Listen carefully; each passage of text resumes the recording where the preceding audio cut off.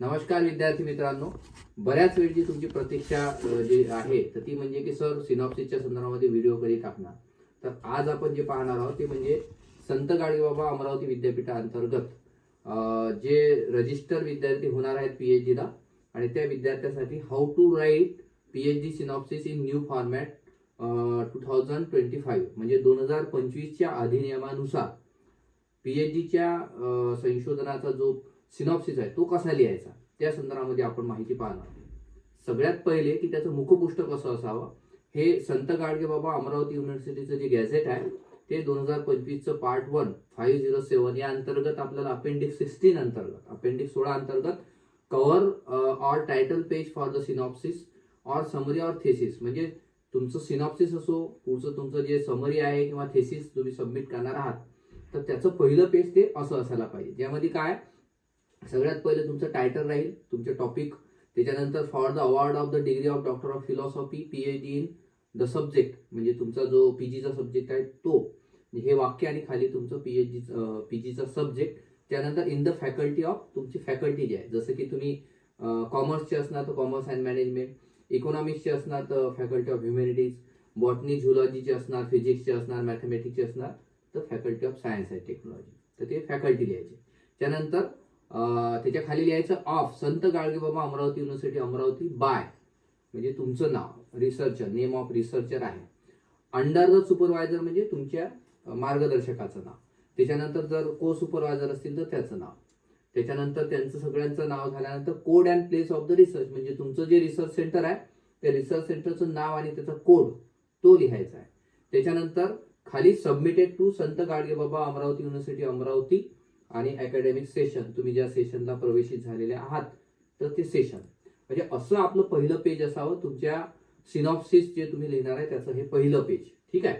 आता हे पहिलं पेज युनिव्हर्सिटीच्या नवीन फॉर्मॅटनुसार दिलेलं आहे. त्यानंतर आपल्याला सेकंड जे पेज राहील ते राहील आपलं इंडेक्स म्हणजे ज्याला आपण अनुक्रमणिका म्हणू. ठीक आहे.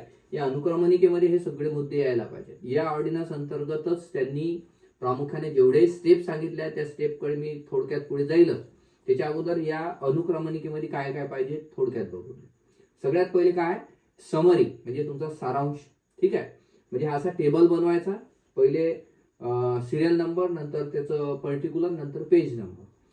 पहिला मुद्दा काय समरी. तो समरी कोण्या पेजवर आहे ते पेज नंबर लिहायचा आहे. दुसरा मुद्दा इंट्रोडक्शन. आता हे सगळे मुद्दे मी तुम्हाला थोडक्यात पुढे सांगणारच आहोत. फक्त अनुक्रमणिका कशी असावी तर ती अशी असायला पाहिजे. ठीक आहे. त्यानंतर इंट्रोडक्शन, त्याच्यानंतर तिसरा रिसर्च एम्स अँड ऑब्जेक्टिव्ह, पुढे हायपोथिसिस आहे. त्याच्यानंतर पुढचा point significance of the problem आहे. त्याच्यानंतर क्रिटिकल रिव्ह्यू ऑफ लिटरेचर आहे. त्याच्यानंतर वर्क प्लॅन अँड मेथोलॉजी आहे. त्यानंतर expected research outcomes and beneficiaries आहे आणि त्याच्यानंतर sustainability in the research proposal हा आहे. ठीक आहे. त्यानंतर पुढचा originality or novelty of the proposal or research topic and references म्हणजे शेवटी तुम्हाला रेफरन्स द्यायचा आहे. ठीक आहे. त्याच्यानंतर आता हे सगळे जे आहेत ह्या अनुक्रमणिकेमधले मुद्दे म्हणजे टेबल ऑफ इंडेक्स मध्ये जेवढे पॉईंट्स आहेत ते पॉईंट्स म्हणजे आपले स्टेप आहेत. आता सिनॉप्सिस मध्ये हे सगळे मुद्दे आपल्याला लिहायचे आहेत. ठीक आहे.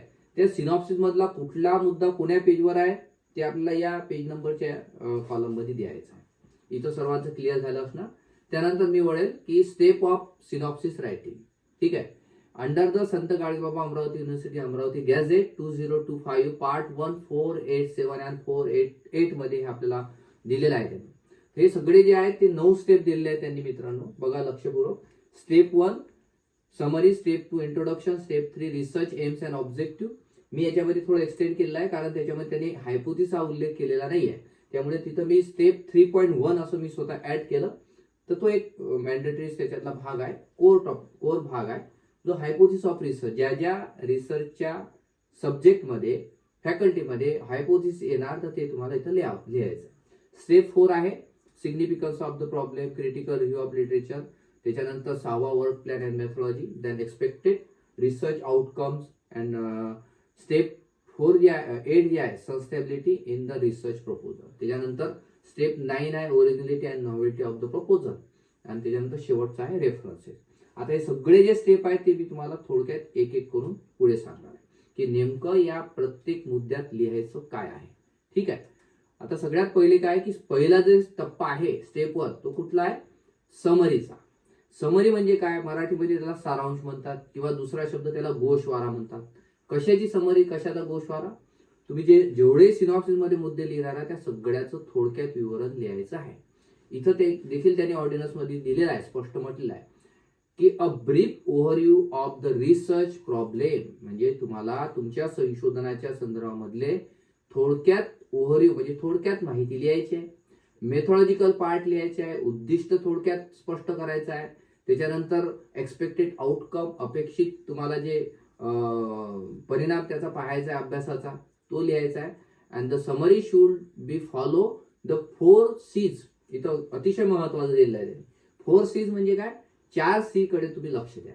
आता हे सी कुठले सी आहेत, 4 C चे तत्व, म्हणजे सगळ्यात पहिले हे तत्व जे आहेत ह्या तत्वाचं पालन तुम्ही करा समरी लिहिताना.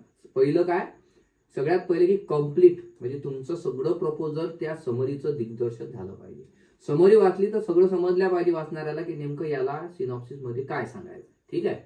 त्याच्यानंतर सेकंड जे सी आहे ते कन्साइज. कन्साइज म्हणजे काय, संक्षिप्त, थोडक्यात संक्षिप्तपणा द्यायचा आहे. कारण समरीला त्यांनी मर्यादा दिली आहे, 250 शब्दापर्यंतच लिहायचं आहे मित्रांनो, खूप जास्त लिहायचं नाही आहे, 250 शब्दापर्यंतच लिहायचे हे समरी. त्याच्यानंतर आपल्याला पुढचं जे सी आहे ते म्हणजे क्लिअर. क्लिअर म्हणजे काय, स्पष्ट लिखाण करा, अर्धवट, अलंकारिक असे फार फिगरेटिव्ह सेंटेन्स यूज करू नका. ठीक आहे. शेवटचं जे आहे कोहेसिव्ह. 4 C म्हणजे काय की सगळ्यात पहिले की तुमचा जो संशोधनाचा जो विषय आहे त्या विषयाशी सुसंगत हे सगळे मुद्दे यायला पाहिजे. त्या 4 C तुम्ही पालन या समरी लिहिताना करायला पाहिजे. मी पुढे वळेल स्टेप 2 कडे. ठीक आहे. स्टेप 2 काय, इंट्रोडक्शन, ज्याला मराठीमध्ये आपण प्रस्तावना म्हणतो. ठीक आहे. या प्रस्तावनेमध्ये 2 मुद्दे त्यांनी दिले आहेत. Origin of the problem, origin of the research problem or research proposal, context and background leading to the research idea, म्हणजे तुमचा जो टॉपिक आहे त्याचा उगम कुठून झाला, त्याचे संदर्भ, त्याची पार्श्वभूमी, सगळं त्याचं बॅकग्राऊंड इथं लिहिणं अपेक्षित आहे. सेकंड त्याचा पार्ट आहे प्रस्तावनेचा तो म्हणजे डेफिनेशन ऑफ द प्रॉब्लेम, म्हणजे तुमचा टॉपिक तुम्ही डिफाईन करा. तुम्ही तुमचा टॉपिक जो आहे तो त्याची व्याख्या करा. ज्या समस्येचं निराकरण केला जात आहे त्याचं स्पष्टीकरण तुम्ही द्या. म्हणजे clear articulation of the issues being address, म्हणजे ज्या विषयाबद्दल तुम्हाला सांगायचं आहे ते तुम्ही स्पष्ट करा. ठीक आहे. त्यानंतर स्टेप 3 जो आहे तो आहे रिसर्च एम्स अँड ऑब्जेक्टिव्ह. ठीक आहे. आपण याच्यावर स्पेशल लेक्चर घेतलं होतं. Aim statement presenting the overall purpose of the research. The aim shall be clearly stating addiction to the knowledge, addressing existing gap and devising testing as a solution. म्हणजे संशोधनाचा एकूण उद्देश काय, तुमचा जो मुख्य संशोधनाचा टॉपिक आहे त्या टॉपिकचा मेन काय सांगणं आहे ते तुमचं ध्येय आहे. म्हणजे संशोधनाचा एकूण उद्देश मांडणारं विधान म्हणजे ध्येय असं आपण त्याला म्हणू शकतो. म्हणजे ध्येय कसं पाहिजे, हे स्पष्टपणे नवीन नॉलेज देणारं असलं पाहिजे, ज्ञानात भर घालणार असलं पाहिजे, विद्यमान जे इतर लोकांनी संशोधन केले आहे त्याच्यातली तफावत दूर करणार असलं पाहिजे आणि एक काहीतरी उपाय शोधणार असलं पाहिजे. अशा प्रकारचं ध्येय तुम्ही मांडा. ठीक आहे. ध्येय लांब लचक 5-5, 6-6 वाक्य राहणार नाही, 1 किंवा 2 सेंटेन्स मध्ये ते राहू शकते. ठीक आहे. त्याच्यानंतर याच स्टेप 3 अंतर्गत पुढचं जे आहे ते म्हणजे तुम्हाला ऑब्जेक्टिव्ह लिहिता यायला पाहिजे. आपण एम्स अँड ऑब्जेक्टिव्ह वर लेक्चर घेतलं होतं. ठीक आहे ना. त्याच्यामध्ये म्हटलं होतं की एम्स जे आहे ते आपलं मुख्य अभ्यास आहे, त्या मुख्य अभ्यासाकडे पोहोचण्यासाठी हे उपउद्दिष्टे महत्वाचे आहेत. म्हणजे parts of the aim or path to the achieve specific research targets on the path with the breakup for the better understanding. म्हणजे तुमच्या संशोधनाचं मुख्य जे ध्येय आहे ते ध्येय पूर्ण करण्यासाठी हे उद्दिष्ट त्याची मार्ग आहे, स्टेप आहे. ठीक आहे ना. आता उद्दिष्ट जे आहे ते उद्दिष्ट कसं असलं पाहिजे, एक तर objective should be in the form in the numbers list, ते तुम्हाला क्रमांकित यादीमध्ये असल्या पाहिजे. नंबर 1 उद्दिष्ट, नंबर 2, नंबर 3, नंबर 4, नंबर 5 हे सगळे उद्दिष्ट तुम्ही सिद्ध केले म्हणजे सगळ्या प्रश्नाची उत्तरे मिळाली तर तुमचं मुख्य ध्येय पूर्ण होईल. ठीक आहे. म्हणजे पहिले ध्येय लिहायचं, त्याच्या खाली हे उद्दिष्ट लिहायचे. तुमच्या अभ्यासाचं नेमकं ध्येय काय आणि तुम्हाला काय काय अभ्यासाचं आहे ते तुमचे उद्दिष्ट आहे. ठीक आहे. त्याच्यानंतर याच्यामध्ये मी ऍडिशन केलं ते म्हणजे स्टेप 3.1 असं मी ऍड केलं त्याच्यात. ठीक आहे. ऑर्डिनन्स मध्ये ते दिलेलं नाहीये, पण तुम्ही त्याच्यामध्ये ऍड केलं ते म्हणजे हायपोथिसिस. आपण हायपोथिसिसवर लेक्चर घेतलं होतं. मी इथे थोडक्यात सांगेन. Hypothesis is a tentative testable explanation or prediction about how things work. ठीक आहे. It's based on limited evidence and used as a starting point for the investigation. ठीक आहे. म्हणजे संशोधनाचं जे गृहीतक आहे ते कसं आहे की तुम्ही प्रामुख्यानं ज्याही विषयावर संशोधन करणार आहात तर त्या संदर्भामध्ये पडताळून पाहण्याजोगी जी बाब आहे, जी गोष्ट आहे, ती म्हणजे सोप्या शब्दामध्ये गृहीतक आहे. गृहीतकाची व्याख्याच बोगार्सनी केली होती की a hypothesis is to be tested, म्हणजे ज्याचं आपण पडताळणी केले जाऊ असं विधान म्हणजे गृहीतक आहे. ठीक आहे. हे कसं असायला पाहिजे, ते देखील टेस्टेबल असायला पाहिजे, स्पेसिफिक असायला पाहिजे आणि grounded in the prior knowledge, म्हणजे पडताळणे योग्य असलं पाहिजे, विशिष्ट असलं पाहिजे आणि पूर्वज्ञानावर असलं पाहिजे. हे त्याच्या खोल्यात नाही जाणार मी, पण गृहीतक कसं असायला पाहिजे हे इथं दिलेलं आहे. त्याच्यावर आपण लेक्चर स्पेशल घेतलेलं आहे. ठीक आहे. त्यानंतर स्टेप 4. ठीक आहे. आता स्टेप 4 मध्ये 4थ्या नंबरच्या मुद्द्यामध्ये आपल्याला काय काय लिहायचं आहे इथं मी तुम्हाला सांगू इच्छितो की 4थ्या नंबरचा मुद्दा महत्वाचा आहे, तो म्हणजे सिग्निफिकन्स ऑफ द प्रॉब्लेम. तुमच्या संशोधन विषयाचं महत्व काय आहे, तुम्ही हा विषय का निवडलेला आहे, या विषयावर संशोधन केल्यामुळे काय उपयोग होणार आहे, हा महत्वपूर्ण काय, how the research contributes to the broader global understanding. म्हणजे संशोधक जे संशोधन करणार आहे त्याचं जागतिक कसं योगदान आहे ते तुम्हाला स्पष्ट करायचं आहे. It also to focus on local perspective, म्हणजे स्थानिक दृष्टिकोन काय, जागतिक पातळीवर काय महत्व आहे, राष्ट्रीय पातळीवर काय महत्व आहे आणि प्रादेशिक पातळीवर काय महत्व आहे.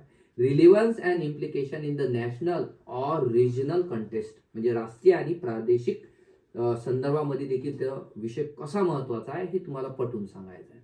Okay. It shall be explaining why upgradation and innovation, म्हणजे तुम्ही हा विषय का निवडला, हू कोणासाठी निवडला, व्हॉट काय निवडलं आणि व्हेअर हे तुम्हाला कुठं उपयोगी पडणार आहे, व्हेन कधी उपयोगी पडणार आहे. ह्या सगळ्या प्रश्नाची उत्तरं तुम्ही आधी स्वतःला विचारा की मी हा टॉपिक जर निवडला असेल तर तो का निवडला, कोणासाठी निवडला, कसा निवडला, कधी कामात येणार आहे आणि काय त्याच्यामध्ये कंटेंट आहे. हे प्रश्नाची उत्तरं शोधा.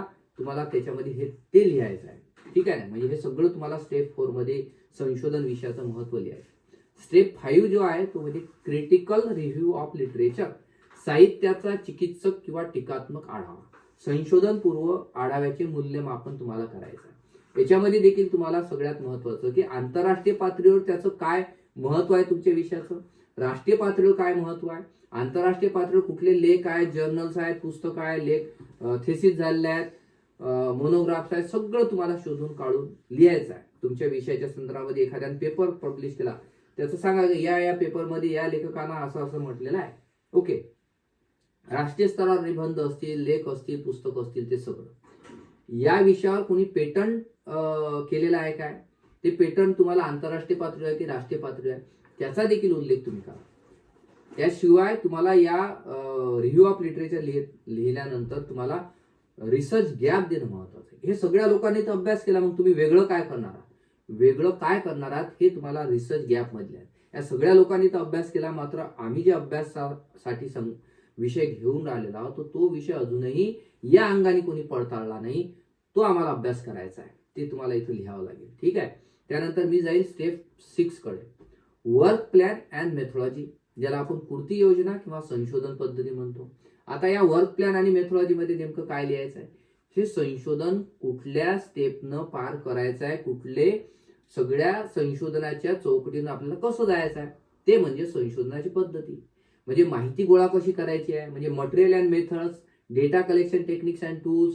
It should be use in your proper writing of your propose synopsis.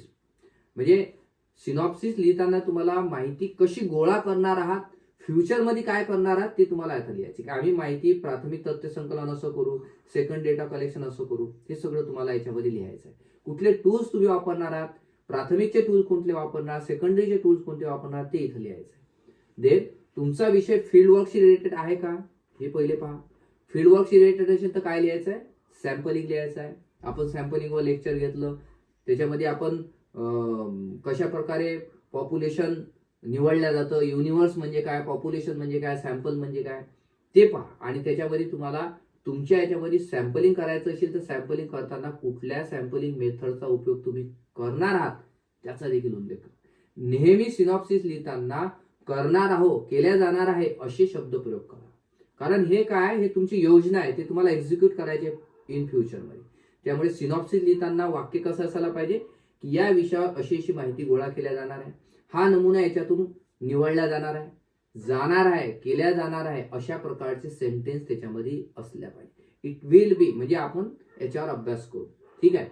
नंतर यामध्ये 6 स्टेपमध्ये काय, कार्ययोजना म्हणजे तुम्ही सगळ्यात पहिले की डेटा अनालिसिसचे टेक्निक्स कुठले तुम्ही वापरणार आहात, त्याच्यामध्ये काही सांख्यिकी टेक्निक्स वापरणार काय, त्याच्यामध्ये काही प्रोग्रामिंग लँग्वेज वापरणार आहात काय, SPSS चा उल्लेख तुम्हाला करायचा असेल तर SPSS मध्ये त्याचा तुमच्या अभ्यासासाठी आवश्यक असेल तर त्याचा उल्लेख करा.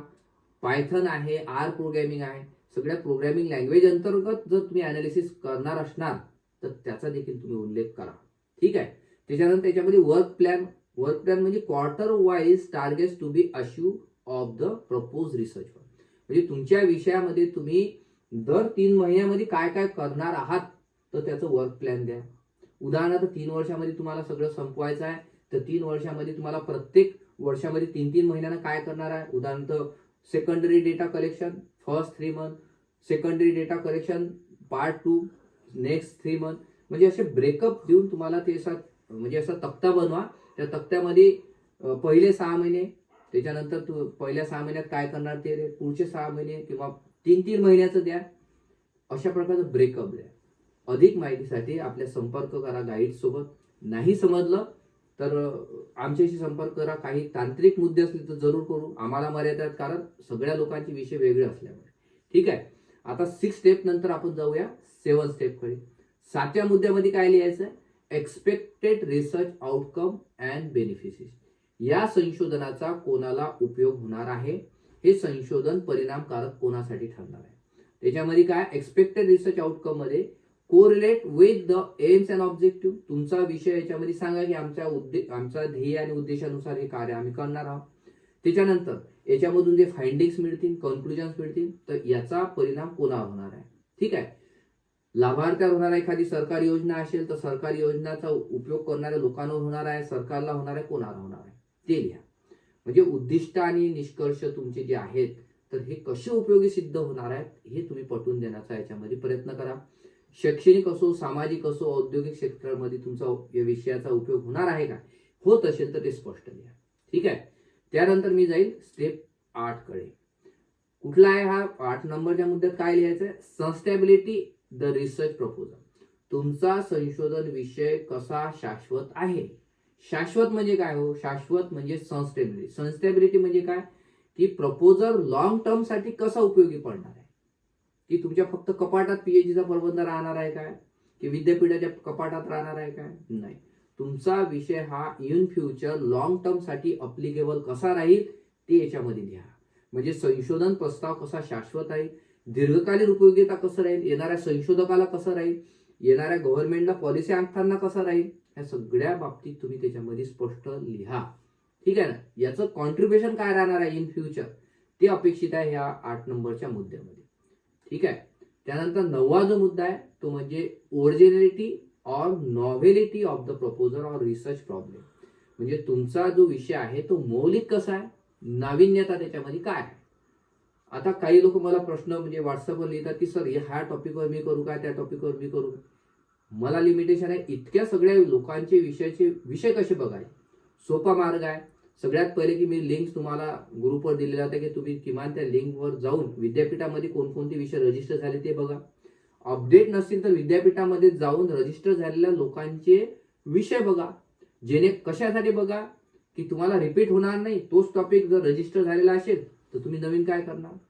तर त्यामुळे हा एक मुद्दा आहे. दुसरा, शोधगंगाची मी लिंक पाठवली होती. शोधगंगावर जाऊन तुम्हाला जगातल्या more than 6 lakh thesis under in one roof, म्हणजे एकाच छताखाली 6 लाख थेसिस तुम्हाला पाहता येतात. त्याची लिंक देखील दिली होती मी. विद्यापीठामध्ये कशी पाहायची ते विषय वाईज, फॅकल्टी वाईज मी लिंक दिलेल्या होत्या. ज्यांनी काळजीपूर्वक पाहिलं त्यांना माहीत असेल, ज्यांनी नाही पाहिलं, स्किप केलं असेल तर त्यांना ते शोधावं लागेल. ठीक आहे. म्हणजे या 9 नंबरच्या मुद्द्यामध्ये आपला विषय नवीन कसा आहे, इतर लोकांपेक्षा आम्ही काय वेगळं करणार आहोत, नवीन काय देणार आहोत, संशोधन हे अद्वितीय कसं आहे, काय म्हणायचं आहे मला, संशोधन हे युनिक कसं आहे हे तुम्हाला इथं सांगणं गरजेचं आहे.